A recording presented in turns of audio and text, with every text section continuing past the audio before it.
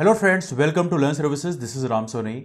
आज हम डिस्कस कर रहे हैं पन्ना टाइगर रिजर्व के बारे में। पन्ना टाइगर रिजर्व को हाल ही में यूनेस्को ने रिकॉग्नाइज किया है एक बायोस्फीयर रिजर्व के रूप में।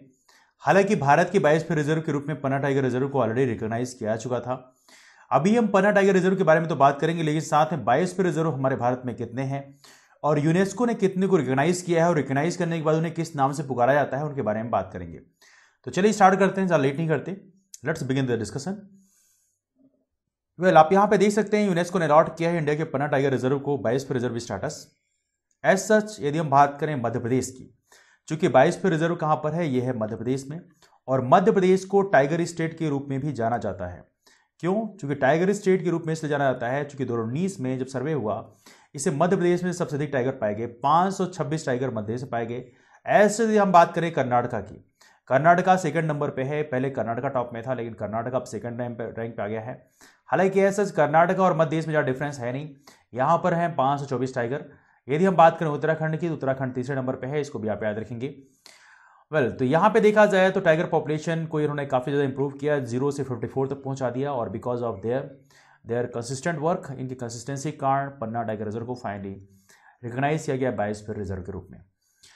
क्राइटेरिया डिजिग्नेशन बायोस्फीयर रिजर्व की क्या होती है, इसको थोड़ा डिस्कस कर लेते हैं। एज सच यहाँ बहुत सारी चीज़ें लिखी हुई हैं, लेकिन यहाँ पर जो मोस्ट इंपॉर्टेंट है, यहाँ पर मिनिमल डिस्टर्ब्ड कोर एरिया होती है। कोर एरिया जो बिल्कुल सबसे अंदर का एरिया होता है, यदि आप पिक्चर में देखें तो यहाँ पे मैंने एक पिक्चर बना रखी है। यहाँ बिल्कुल अंदर एक कोर एरिया होती है, ये बिल्कुल कोर एरिया होती है जहाँ पे कोई डिस्टर्बेंस नहीं होना चाहिए।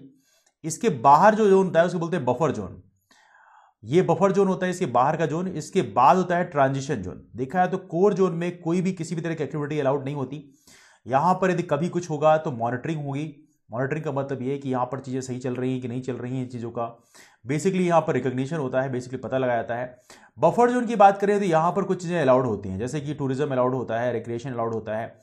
इसके अलावा देखा जाए तो यहाँ पर थोड़ा सा ह्यूमन सेटलमेंट भी अलाउड होता है। इसके अलावा यहाँ पर कुछ चीज़ें और भी, जैसे एजुकेशन है, ट्रेनिंग पर्पज़ के लिए जो चीज़ें लगाई जाती हैं वो भी अलाउड हैं।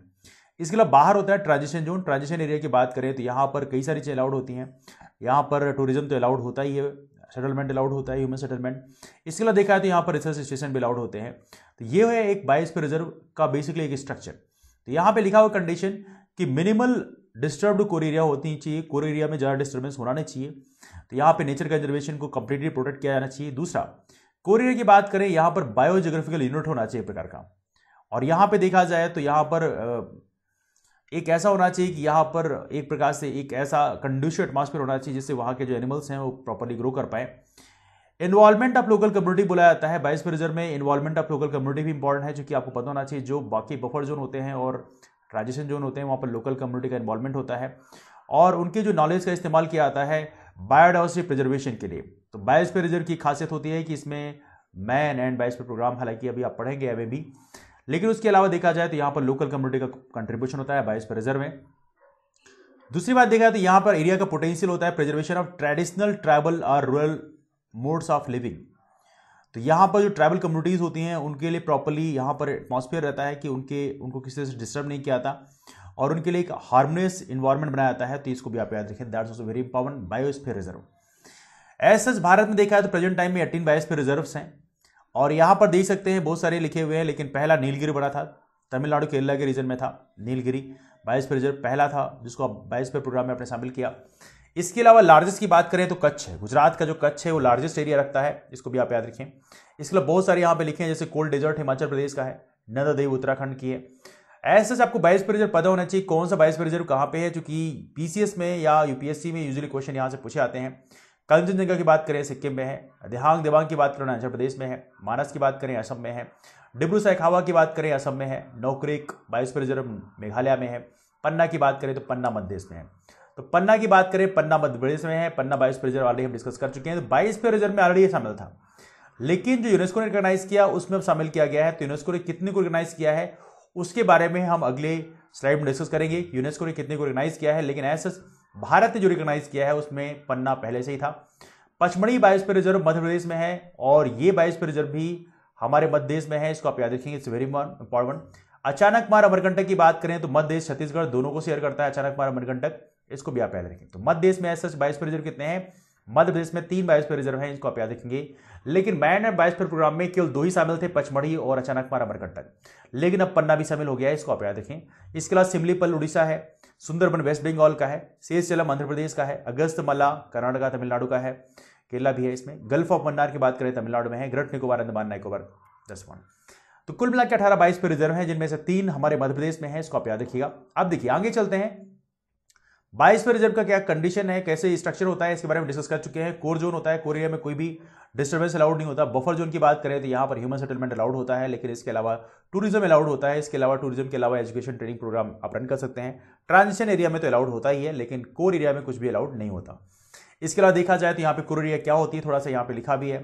तो ये काफ़ी प्रोटेक्टेड एरिया होती है बायोस्फीयर रिजर्व की, और यहाँ पर इंडेमिक जो प्लांट्स हैं, एनिमल्स हैं, जो वहाँ के लोकल हैं, तो उनको बेसिकली वो रहते हैं, प्रोटेक्ट किया था, उनको एक प्रकार से कंजर्वेशन किया था उनका। तो यहाँ पे कोई इंटरफेरेंस नहीं किया था बाहर से, है ना। इसके अलावा देखा तो कोर जोन में देखा है तो प्रोटेक्टेड रीजन बोलते हैं, लाइक नेशनल पार्क जैसे प्रोटेक्शन जैसे मिलता है वैसे ही समथिंग लाइक दैट। लेकिन इसको वाइल्ड लाइफ प्रोटेक्शन एक्ट 1972 के अंदर प्रोटेक्ट किया था, इसको भी आप याद रखें।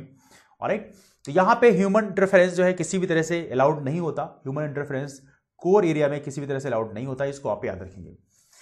एज सच बफर जोन की बात करें तो कोर एरिया को सराउंड करता है बफर जोन, इसको ऑलरेडी हमने डिस्कस किया। तो यहाँ पे देखा जाए तो इसमें कुछ एक्टिविटीज अलाउड होती हैं। तो हालांकि कोर जोन को सराउंड करता है, लेकिन यहाँ पर कुछ रिस्टोरेशन है, टूरिज्म है, लिमिटेड टूरिज्म है, अलाउड करते हैं, फिशिंग, रेजिंग, ऐसी चीजें अलाउड करते हैं।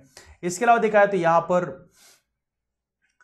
कुछ चीजें ही बेसिकली अलाउड होती हैं, ज्यादा अलाउड नहीं होती। रिसर्च एजुकेशनल एक्टिविटीज भी अलाउड होती है, इसको इंकरेज किया था यहाँ पर कि आप जाए वहां पता लगाएं चीजें कैसे काम कर रही है। और सबसे बाहर का जोन होता है इसे बोलते हैं ट्रांजिशन जोन। ट्रांजिशन जोन की बात करें, आउटर मोस्ट पार्ट होता है बायोस्फीयर रिजर्व का।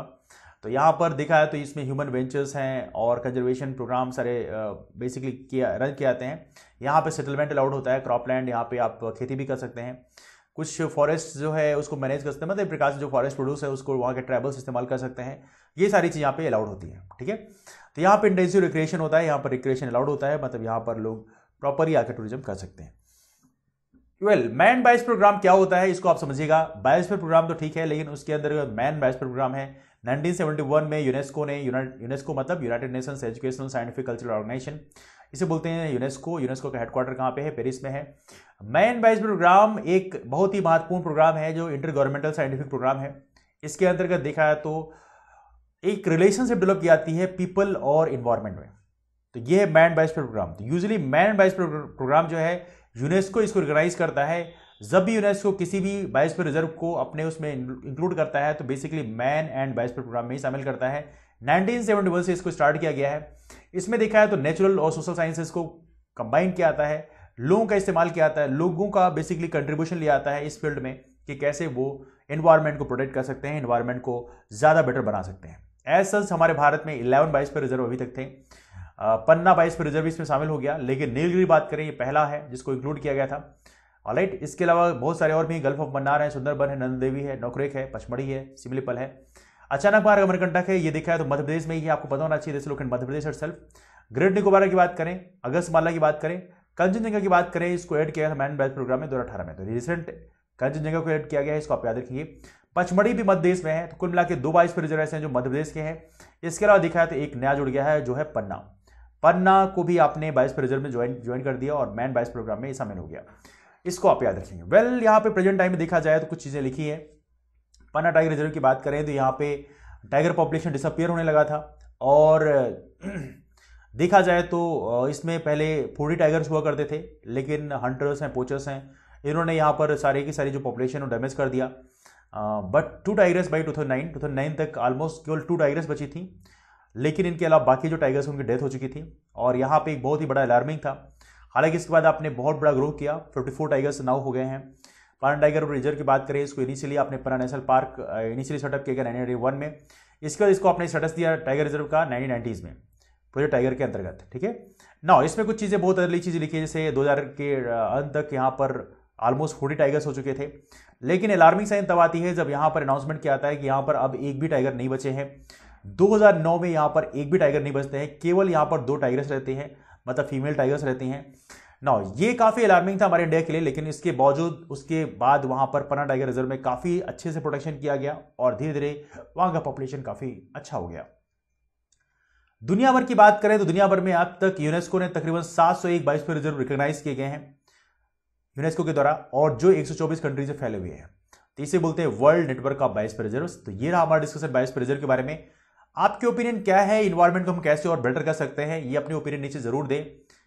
आप क्या कंट्रीब्यूट करना चाहते हैं देश के लिए, समाज के लिए और बेहतर इन्वायरमेंट के लिए, उसको आप बता सकते हैं। आप बता सकते हैं कि जो हमारा सस्टेनेबल डेवलपमेंट गोल्स है SDG, इसमें इन्वायरमेंट को प्रोटेक्ट करने के लिए कौन से गोल में इसके बारे में बात की गई है। यदि आप नीचे कमेंट करेंगे तो काफी अच्छी बात होगी डेफिनेटली। यदि आप कमेंट करते हैं तो अगले वीडियो में मैं जरूर डिस्कस करूंगा कि आपने कमेंट किया है सस्टेनेबल डेवलपमेंट गोल्स में कौन सा गोल ऐसा है जिसमें बात करता है इन्वायरमेंट के बारे में, इन्वायरमेंट को प्रोटेक्ट करने के लिए। डिस्कशन यहीं वाइंड अप करते हैं। आपको वीडियो पसंद आया वीडियो लाइक जरूर करेगा, और यदि अपने दोस्तों के बीच अब तक शेयर नहीं किया है तो चैनल को आप शेयर जरूर करें, वीडियो को शेयर करें, उन्हें भी पता चलना चाहिए इन्वायरमेंट कैसे चल रहा है हमारे देश में। और यदि आपने चैनल को अब तक सब्सक्राइब नहीं किया then do subscribe the channel. मिलते हैं फिर, bye bye, take care, have a wonderful day ahead, keep moving forward and thanks so much to all of you, take care, thanks so much.